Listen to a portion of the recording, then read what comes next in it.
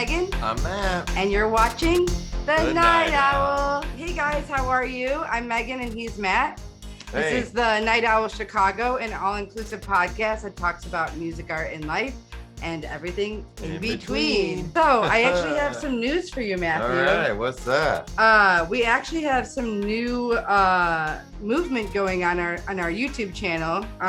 We have some new subscribers. So when I first started the YouTube channel, it was about, I don't know, I'd say a couple months ago.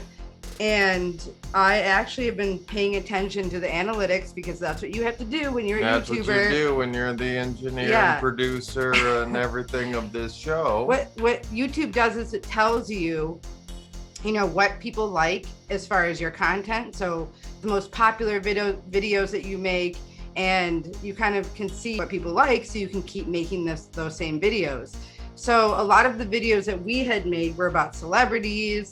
A lot of them were about BLM and LGBTQ stories. So I think we're going to keep doing those. And I mean, the celebrity ones we talk about when it's just one individual. I know Matthew had talked about T.I. and Tiny, so they were kind of a couple. And I know in our audio one we did last week was about Chrissy Teigen. We've talked about Sia. We talked about a lot of different celebrities and Bass Nectar, and we just tend to really kind of, I think, do that when I don't it's know an why it's interesting always story. when it's interesting. Yeah, we're not like seeking those people. It just, they show up in the news or trending at when that it time. feels like maybe an injustice has been done, maybe to somebody by, or maybe allegedly by one of those celebrities. I guess that's really what we want to say, allegedly, right? Because in some of these cases they are just reported, but in others they are not. They're moving forward. Potentially court proceedings and that. So. And honestly, like, we started our YouTube channel just so that I could actually post some old videos that we had with guests last year. We made the videos for that intent, and then the pandemic happened, so I didn't really post them until a few months later, because I actually went back into doing photography. But since we've had that channel, now we have about 100 subscribers. So we started out with maybe 2 or 3 subscribers, and then we've built our way up to 100. Thank you guys. I always try to make sure that the live streams that we're doing on Facebook stay on our Facebook page, but I edit them, put them on YouTube, and then I share the edited version on the same Facebook page. So if you miss the live stream, you can still see the edited version a few days later. And the edited versions are more fun because I do add photos in there. I add kind of some fun edits, fun effects, and I add my own music. And that's another thing. My music has now made it to listening platforms such as Pandora, iTunes. You can actually find our podcast on iTunes, but my music is called Curator Kitty, and it's by Art by Megan B, which is my brand. So technically it's my label now, but I've been making music for about 1.5 years, and I recently submitted it through DistroKid. What they do is they take your music, they distribute it to other platforms and make sure that you're out there, you're seen, you're heard. So for me, that's an accomplishment to have my music on iTunes and on Pandora and on Spotify. And I know Spotify is a lot bigger of a platform than iTunes, but it makes me really happy. I didn't intend on really sharing my music in that way. And it's my vulnerability coming out where I'm like, okay, I feel like I loved playing music for my friends, and I didn't do it for other people to listen to. But once I started playing it in the car, or just when I'd hang out with people, they were like, you should do something with this. So I think it's worthy of sharing. I mean, I love your talent and the music, and those of you that, if you've been listening here, that music in the background, I mean, that's not anybody else's, and most of the time it is produced by this wonderful. I mean, I was using music through Adobe, but then you have to get the license, and then there were some videos where I posted, I didn't download the license, so I had Epidemic kind of emailing me and saying hey, did you not in a bad way, but they weren't they're kind of hey, we need your code if you borrowed this music. So I just kind of got tired of forgetting and not doing that. So I was like, you know what, I'm gonna use my own music. It's just easier, and I have so much music that I could put on an album. I can put in our podcast, and it's just like easy listening. But some of it's kind of like dope. I have some that have techno beats to it. I have some that have like house music. And so I just want people to like watch us or like hear us on Anchor and just be like, oh, there's some music, you know. It's kind of keeping it like cool and fun. You don't want to just hear our voices the entire time. Fresh. So that's my big accomplishment of 2021 so far. But as for me, as for photography, I just finished that photo shoot I told you guys I was doing in Lombard for the park, for the forest photo shoot. So I will link my Instagram down there so you guys can see a couple photos. There's going to be more music videos to come for me, more projects, but I just wanted to share that with you guys, because if you happen to watch our YouTube channels and you hear music, that's from yours truly. And I make sure at the end to put that in the credits, you know, put my name in there. But yeah, so enough about me. Let's get to it. I went first last time. Yes, sir. You are first this time. You know, I have a couple of things that I have seen. Maybe I start with the most recent that I have came across. And I thought it was a really, really cool story, an awesome story. And I just happened to really kind of come across it because in my travels, as you know, I tend to listen to a lot of AM radio, and specifically I tend to listen to a lot of sports talk radio. But here I came across the station that I was listening to was having this kind of they were having a radioathon, right? They were trying to raise money. What they were trying to raise money for was this project to build a grocery store in the Austin neighborhood of Chicago. You did it. We did it. There will be more eloquent words to come. We're at $633,000 right now. The phone lines are completely full. We hit every dollar for dollar match. The t-shirt money is not in. There's some other donation money that couldn't be counted on the website. Wow. It's probably $650,000 roughly, and we will take these calls and finish out the donations to bring them in. So if you want to donate, text give to 44995, 670thescore.com/give. If you're on hold, we will take the call. Thank you. Thank you to David Hochberg. Thank you to Russ Armstrong. Thank you to Edrington. Thank you to Cushman and Wakefield, Amy Kite, Twin Anchors, Doug and Stacy Meyer, Four Corners Restaurant Group, Hawk Ford of St. Charles, the Chicago Dogs, JP Morgan, Carl Allegretti and Family, Permaseal, Republic Bank, Half Acre, Dr. McGuire, Theo Epstein, the anonymous donor for the match. Thank you to Mitch Rosen and Rachel Williamson, our bosses, Sam Acho, Andrea, Rodney, all the kids at Austin Harvest and By the Hand. My executive producer, Shane Reardon, put up with my stresses and requests for the last 3 months. Thank you. Tanny did all of the production, even though he was in Pittsburgh and not here. He's amazing. Jay Zawaski, 13-hour day yesterday or more at the call center. All of the hosts. Ryan Williams, who's getting married today. And he was our point person in promotion, so he wasn't actually able to work the Radioathon, but worked this with me for the last couple of months. Ashley, Chrissy, Callie, everyone, all the donors, big, small, anywhere in between, and the score. Just thank you to the score. Scoreheads came through. You guys crushed it. We closed the food desert. We employed some kids, and we built a permanent grocery store in Austin on the west side of Chicago. So if you don't know much about the Austin neighborhood, It's one of the westernmost suburbs. By Oak Park. It's kind of from an economic standpoint.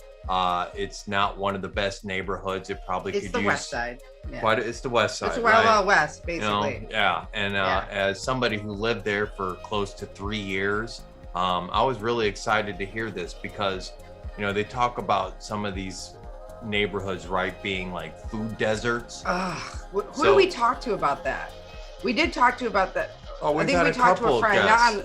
They talked about how, and just driving through there. Like I remember when I first started dating Matthew, he was living there, and I took the bus. And like here, I'm thinking like, well, I took the bus because I was hanging out with his friend. But on the way there, I was just like, where am I? Like, should I just turn around? There wasn't anything around. It was just like liquor stores to get cigarettes and candy. That was it. It was barely anything. So it's interesting you mentioned the liquor store. So, kind of what some people would bring up is when they mention these food deserts is exactly take that ride to the west side. And as you go along, how many grocery stores or how many stores of that kind of built do you see? And the truth is, you'll go quite a ways before you see anything. In other words, people can live in that area and be 5 miles before they can get to a grocery store. And the story behind this was pre-pandemic, Save-A-Lot was going to have a grocery store there in the Austin neighborhood. Well, then some issues came up and they were slow. And the next thing you know, the pandemic hit and so they pulled out and they never were there. Great timing, Save-A-Lot. Great timing. So at that time, again, this is when this Austin Harvest started up, which is to help by the hand club for kids in the Austin neighborhood.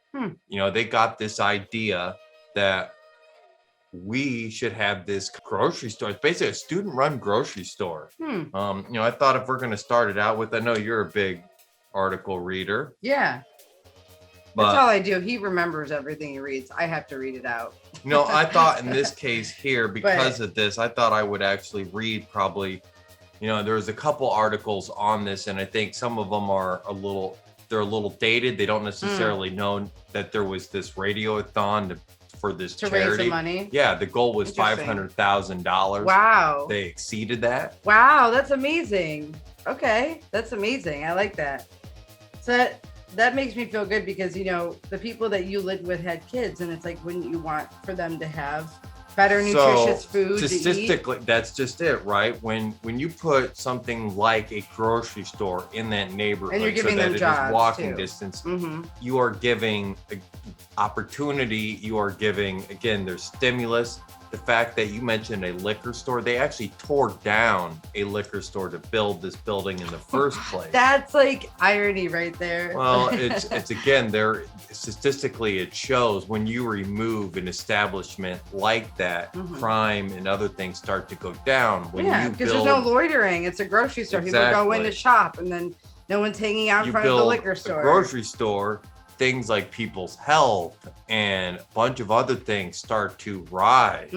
This opportunity kind of came out of that, but it also really, I think even something better rose out of it as the people that created this kind of looked around and realized that, a lot of Black kids coming out don't have the same opportunities as, say, kids who live in affluent neighborhoods.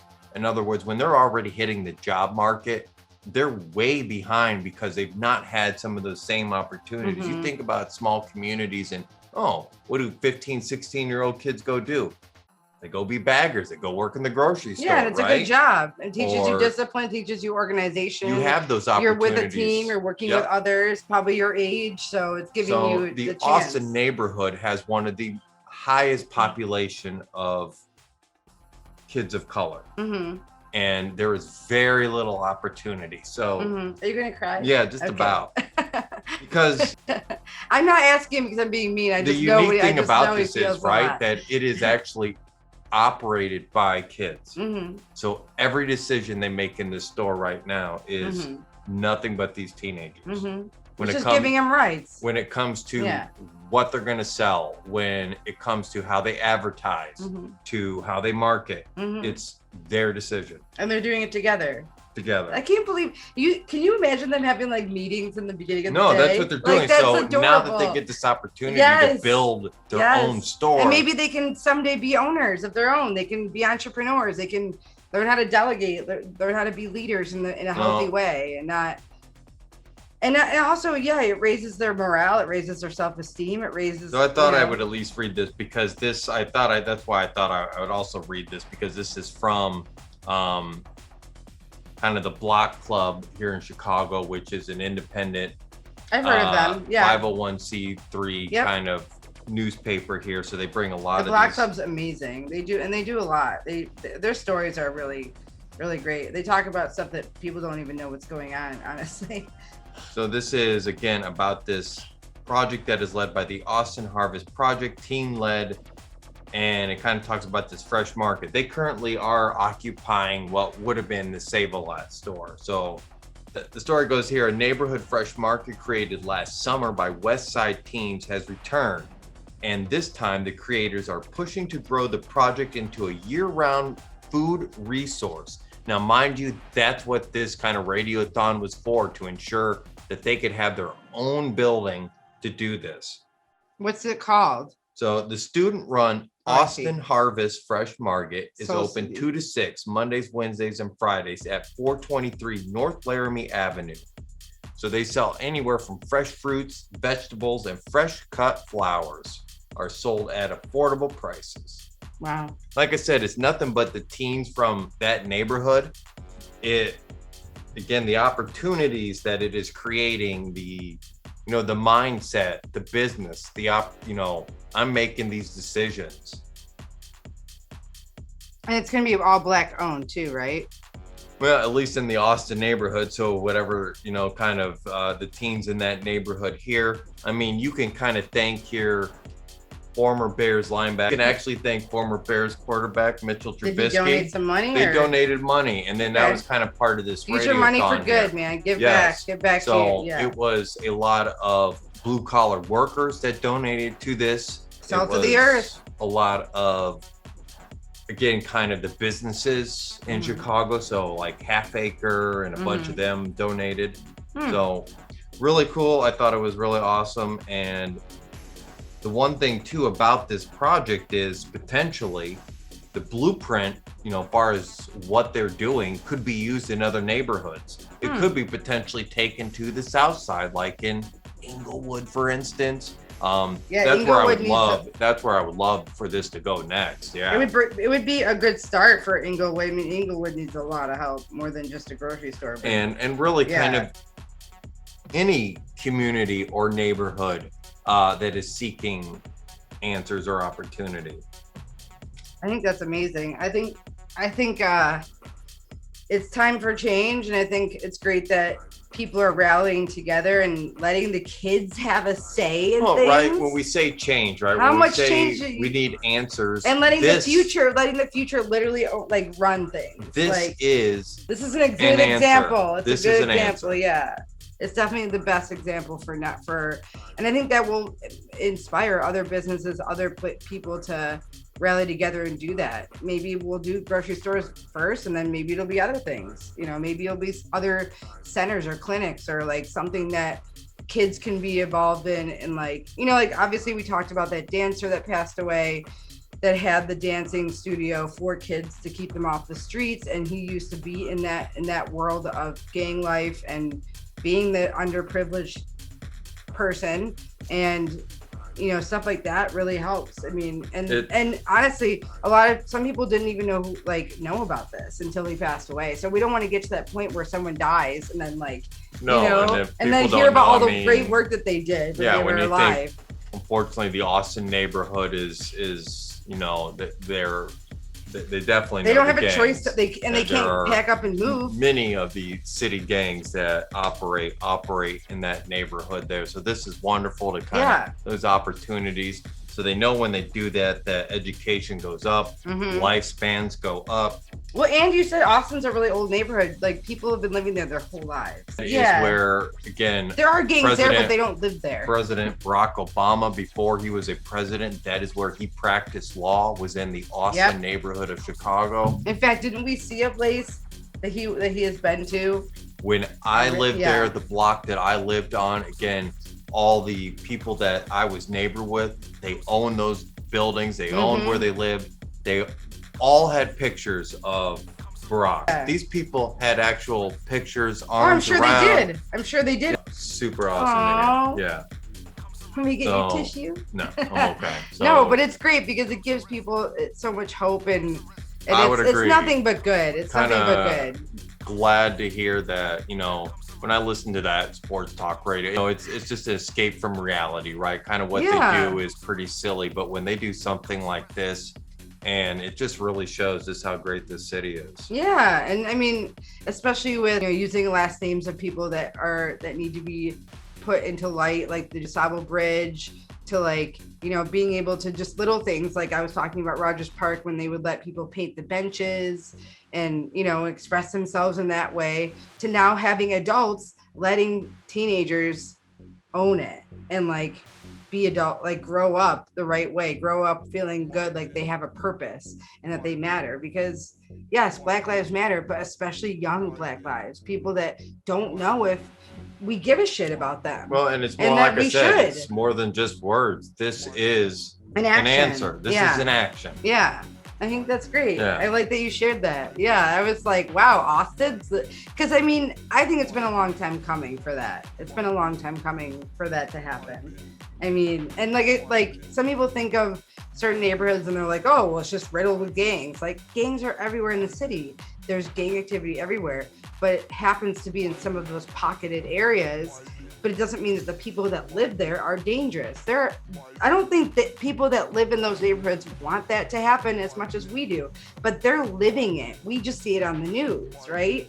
So we see it on the news and we feel bad and we feel sad about it and angry, but they're living it. At this stage, I mean, it's a totally different experience than when I lived there. The block, like I said, the block that I lived on, amazing. The block over was rough. There were no homeowners on that block. The buildings were a little bit more dilapidated. Mm-hmm. The corner, on most any given day, there would be probably a dozen young men on the corner. And then about every 3 to 4 months, the paddy wagon would roll through and round them all up and leave, and the cycle would just continue and repeat and repeat. And no one's learning, like, maybe we shouldn't be doing this anymore. But what else is there? What else is there to do? What else is there to do but sell or do drugs? That's it. So this is awesome. Yeah. So I'm glad that kids are able to like go to work and be with other people their age and, you know, actually feel like they have a purpose and they can use those skills later in life. They can be entrepreneurs or they can be part of a bigger team. It's not just right? It's not just any job. I mean, you're not flipping a burger and working at a fast food joint. That's a fine job too. It's not a bad job either. You learn those things too, but here's a grocery store that's providing actually food that will have a long-term beneficial impact on the community. Yeah, because they're eating healthier and then they feel better. When you feel better, you want to do better. And when you want to do better, you're helping other people. So the love is going around and not the hate or the violence, because hate and violence can spread like cancer. And when you have love and joy and peace. So go Austin Harvest, go by the Hand Club. That's a win, Chicago. For kids and win-win. Yeah, it's a win.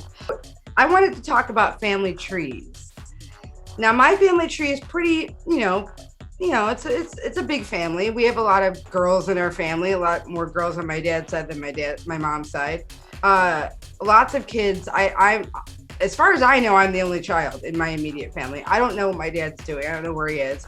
I'm pretty sure I'm his only kid that's out there. I haven't tried to look for other children, but I have lots and lots of cousins. When you are an only child, you have lots of cousins, right? And especially when your cousins have cousins, that's it. You don't have to worry about having to bond with them the same way that you do your siblings. And like Matthew and I say, sometimes your family is just your relatives. Sometimes they support you and they love you.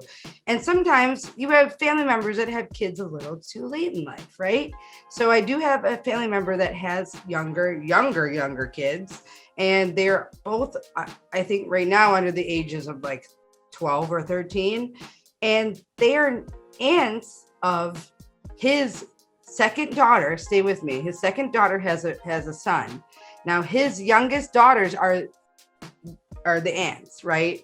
And so their nephew is like maybe 4 or 5 years younger than them.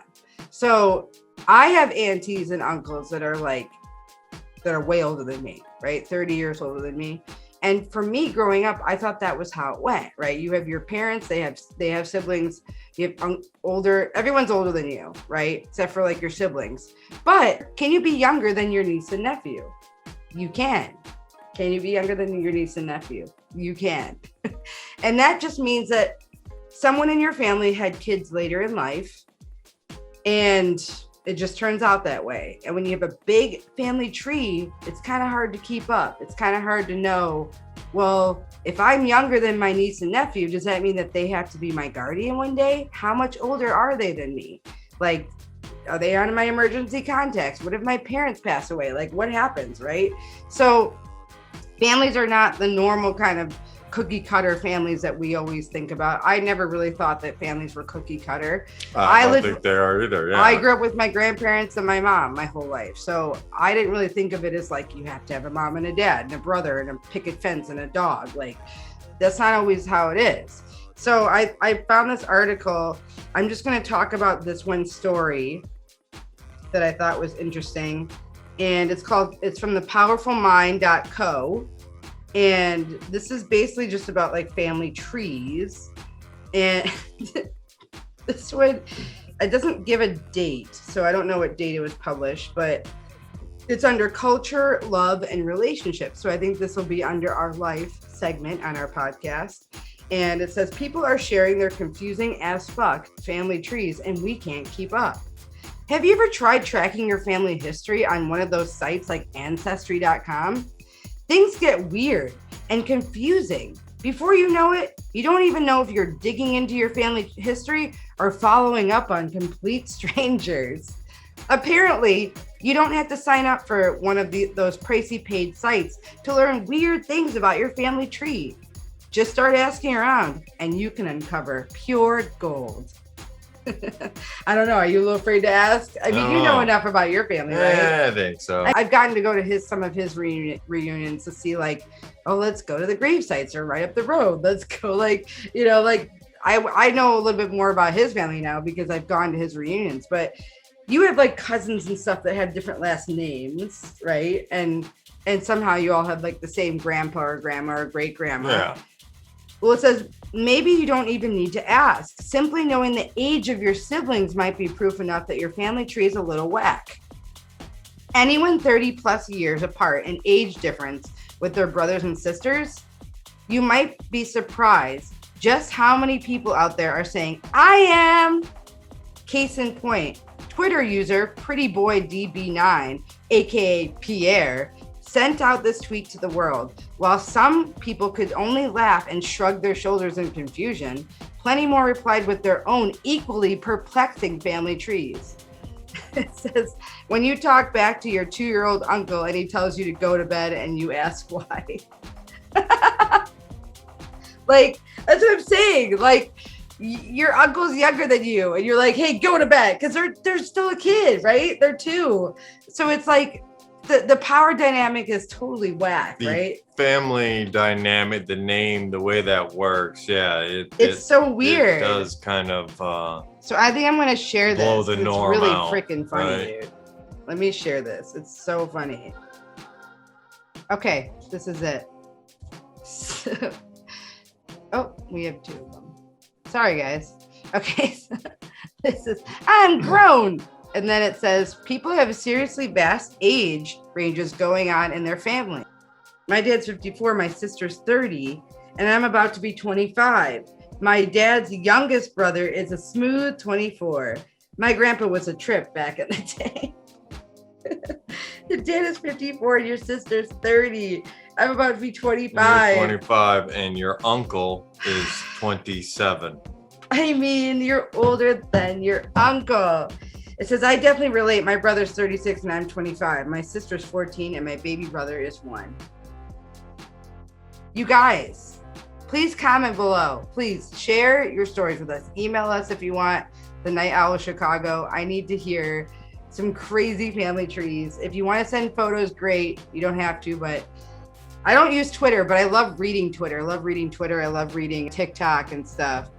It says my cousin's 43. His kids are 25, 24, 19, and 5, and he has 1-year-old twins.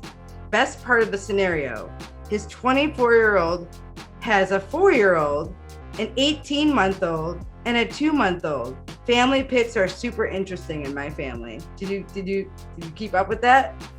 Yowzers.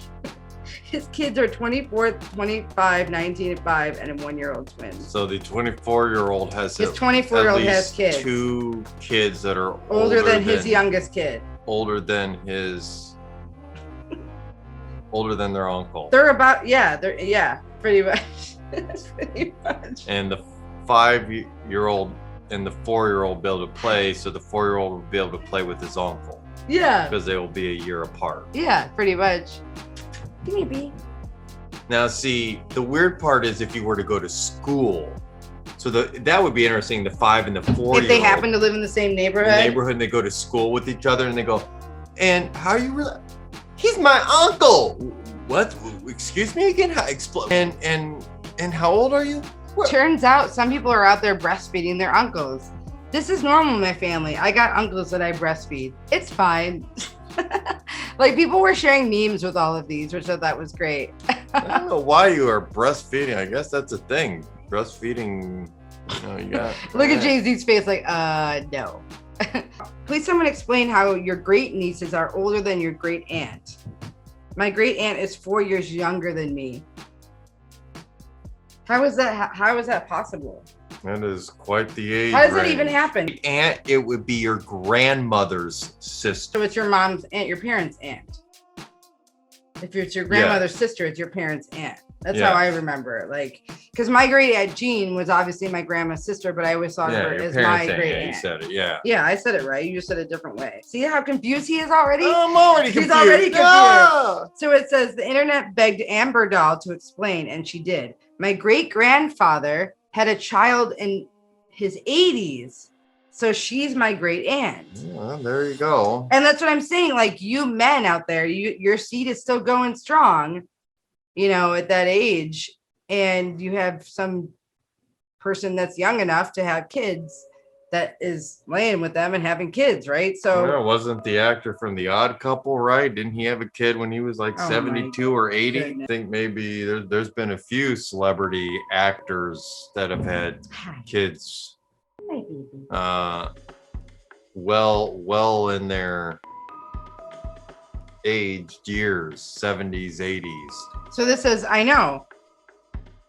LOL. He was very handsome and active up until his death. 6'4", hazel eyes, and he has a presence that's hard to explain. She was in her 30s, so there you go.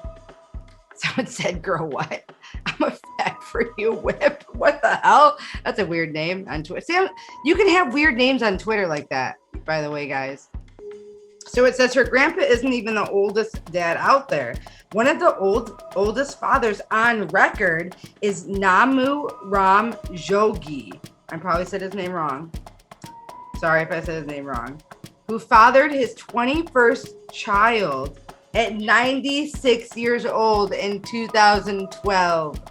Jogi said he remains so healthy because he walks every day and eats plenty of meat. I walk 3 times a week and I don't eat any meat. I guess I should start eating. Does he eat red meat? Does he eat fish? I was gonna say, what kind of meat do you eat? Are you eating children, sir? Are you eating children? Is that why you're having them, so you can eat them? Isn't red meat the reason why the Duke passed away? Didn't they find like 40 pounds of meat in John Wayne's stomach when he passed? Someone needs to investigate this man. There's a reason why he's still alive. It's what kind of meat is he eating? Raccoon, kids, humans? That's what I'm saying. It just says meat. What kind of meat? Verify, please. Make it make sense, Nami.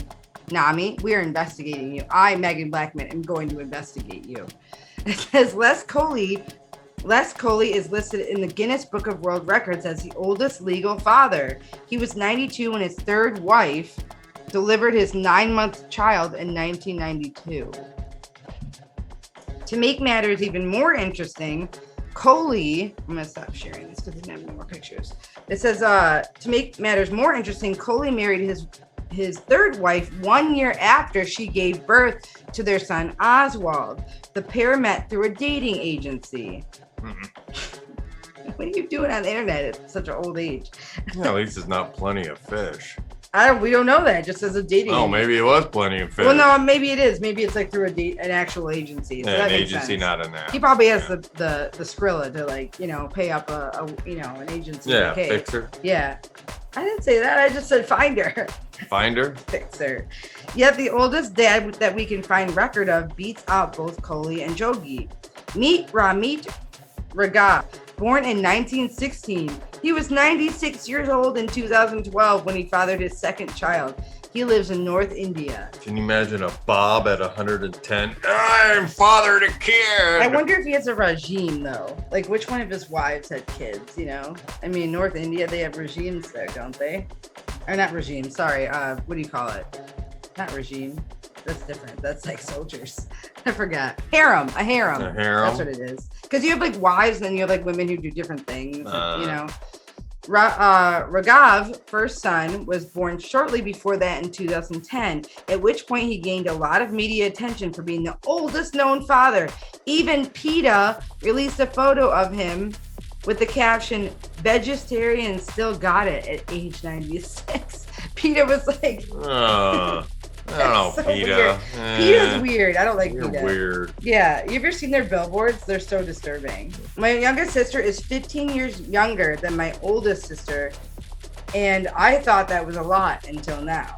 According to 2002 edition of the Guinness Book of World Records, the largest age gap between siblings is 41 years. Elizabeth Ann Buttle gave birth to her daughter in 1956 when she was 19. She gave birth to her son many years later in 1997. Wait for it. When she was, how old do you think she was? 83. Close. What do you think? 80? 60. 60. You can have, that gives me hope because, you know, I'm 35. So I guess I have lots of time. You'll be dead. I'll probably have to go to like a sperm bank or something, but that gives me hope. I can have kids at 60. Yay. Okay. It says, so this girl said, my oldest sibling is going to be 38 next month and my youngest sibling is it just turned 6. And then this guy said, my oldest sibling will be 27 and my youngest one is 5 months. While they say that the average woman can give birth until 41 years of age, many women have given birth far past this age, which I know that Nicole Kidman had her kid at 41. And everyone was like, it was all over the news. Like everyone was like, oh my gosh, she's 41. Like, how can she do that? But like, it's possible, you know? It says the oldest woman to ever give birth was Rajo Devi, who delivered a daughter at the ripe age of 70. She conceived through the use of a donor egg artificially inseminated along with her husband's sperm. So just in case her husband couldn't get it, you know, just in case. I told you, that's what I'm saying, Matt. I mean, if I'm lonely and I decide to finally have a kid, I'm like, well, my husband's dead. I might as well have a kid. I have nothing else to do. There you go. Yeah. This article goes on, but I think it's interesting. So it says these massive age gaps might not be the worst thing ever. Apparently, siblings with more than 2 years of age difference scored better than siblings that were closer together. So there's a theory that it's because they bag more one-on-one time with mom and dad. According to health experts, women should wait at least 18 months before having another baby so that her body can physically recover and rebuild the proper nutrients and iron. So, I mean, it's like, I get it with the like Irish twins, and also like you have postpartum, whether it's like, it's on a scale.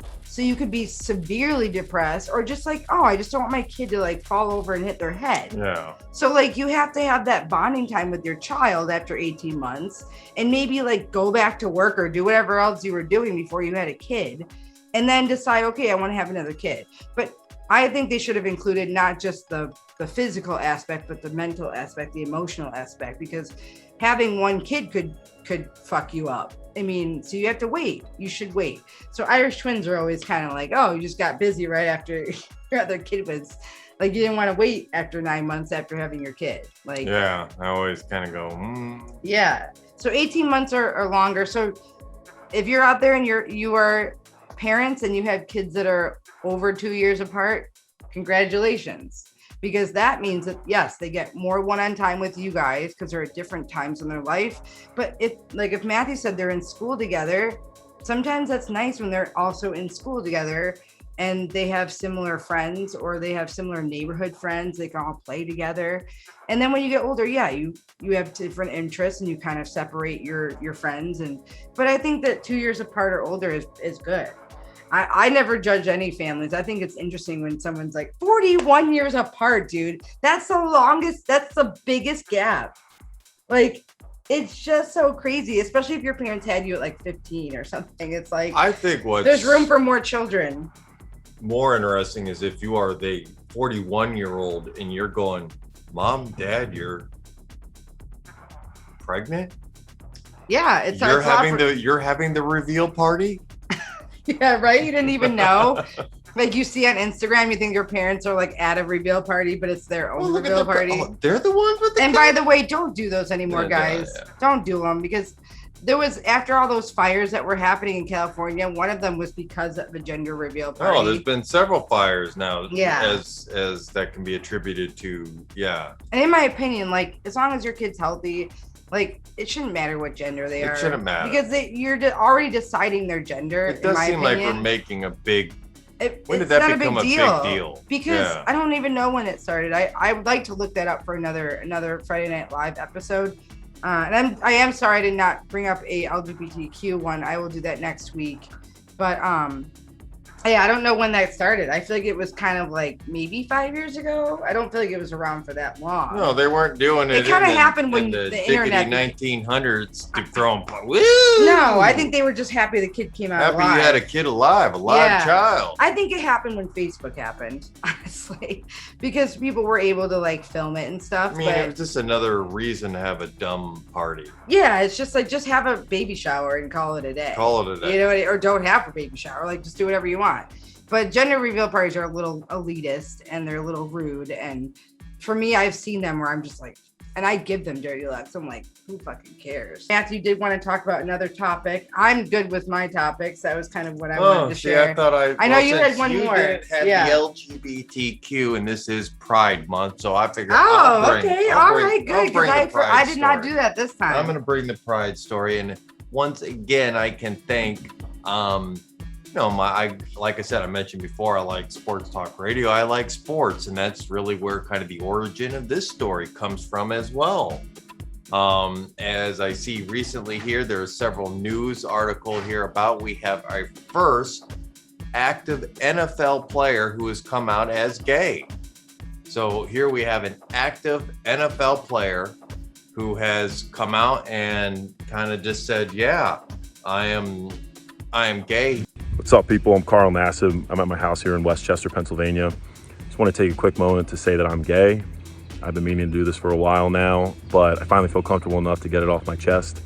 I really have the best life. I got the best family, friends, and job a guy could ask for. I'm a pretty private person, so I hope you guys know that I'm really not doing this for attention. I just think that representation and visibility are so important. I actually hope that like one day videos like this and the whole coming out process are just not necessary. But until then, I'm going to do my best and do my part to cultivate a culture that's accepting, that's compassionate. And I'm going to start by donating $100,000 to the Trevor Project.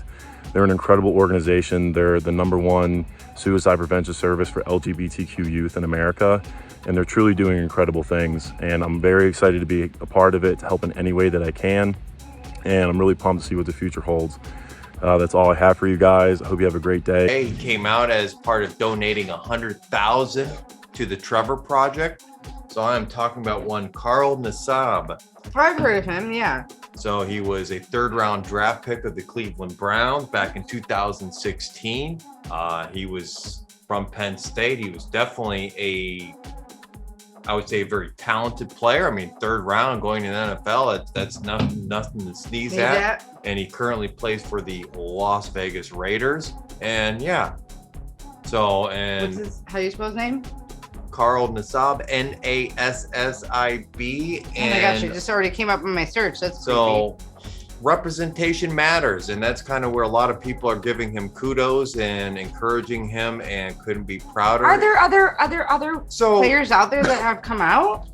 I mean, well, are they just afraid to? Like, statistics are going to tell you, right, that there are gay NFL players.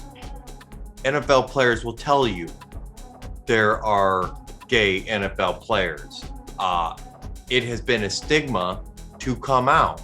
I just don't get why. I don't understand that. If anybody can kind of remember, there was a young man from Missouri, Michael Sam, who came out prior to the NFL draft. So he was the first open gay player to enter the NFL draft and be drafted.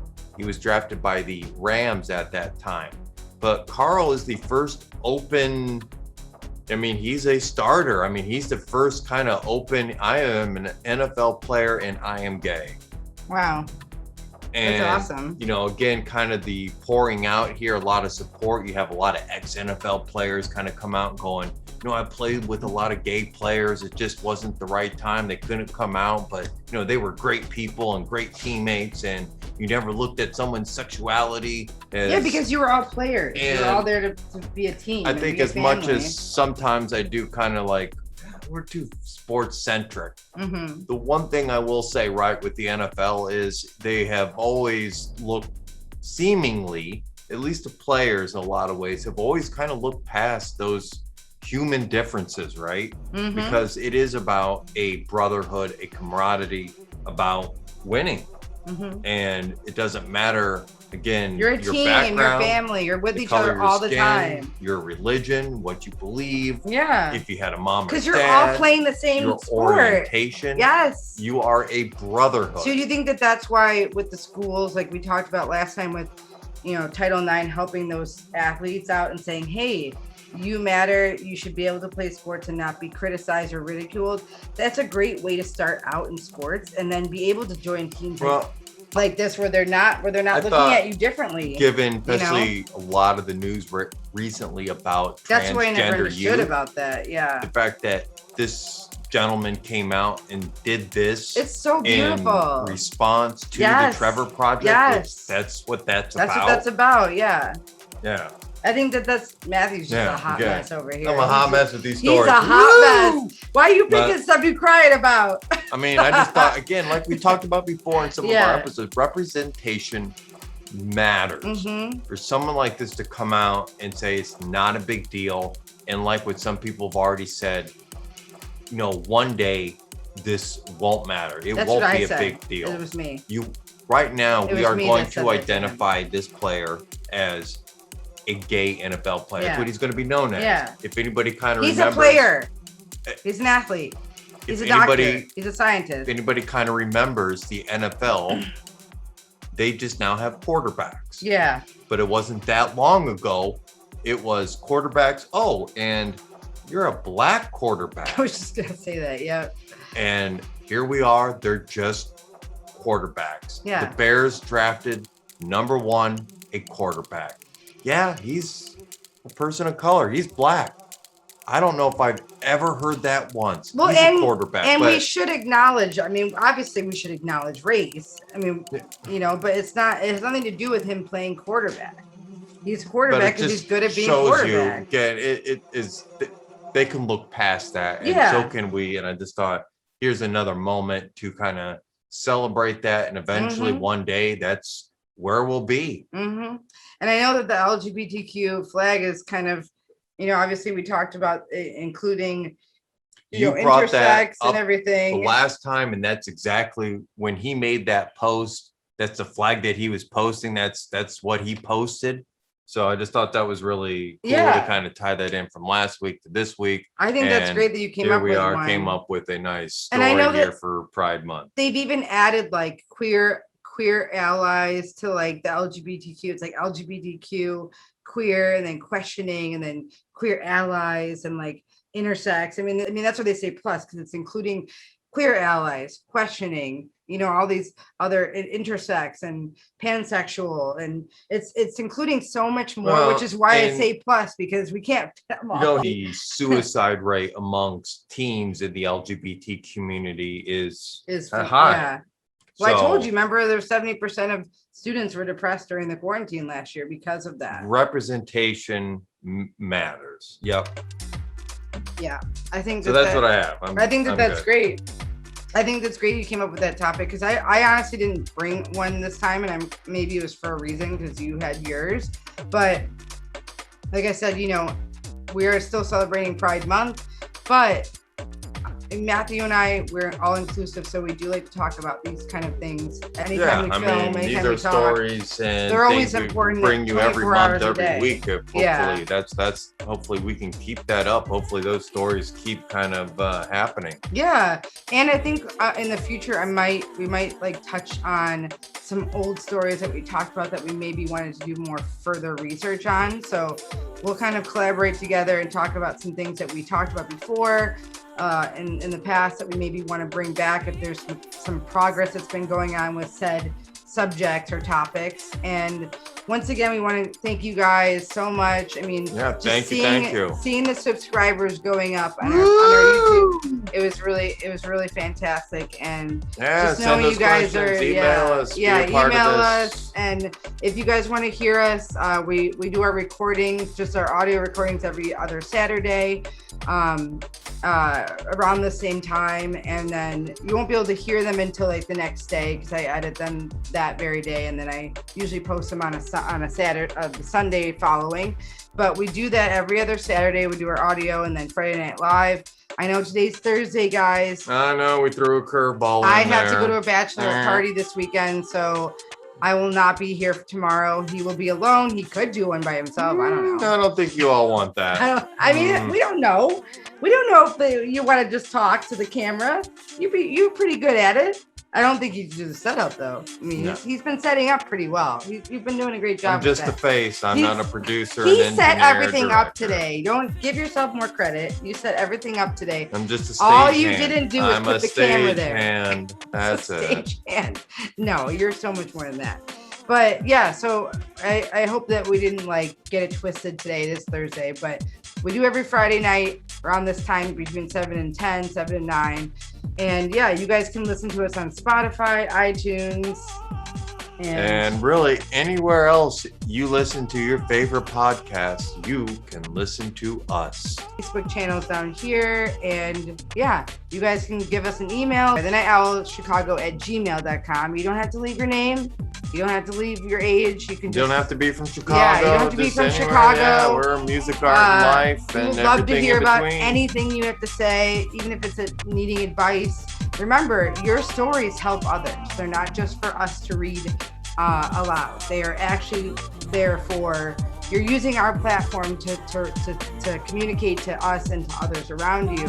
So, I mean, I've actually had emails that were corresponding and responding to some of other emails that we've read. So that's kind of cool. Like you guys, as the listeners, are cool. Like kind of responding to each other. Yeah. So yeah, we love you guys, and we want you to enjoy the summer, enjoy the weekend, and stay safe. Stay safe. I'm Megan. I'm Matt. And you're watching The Night Owl. You're unstoppable.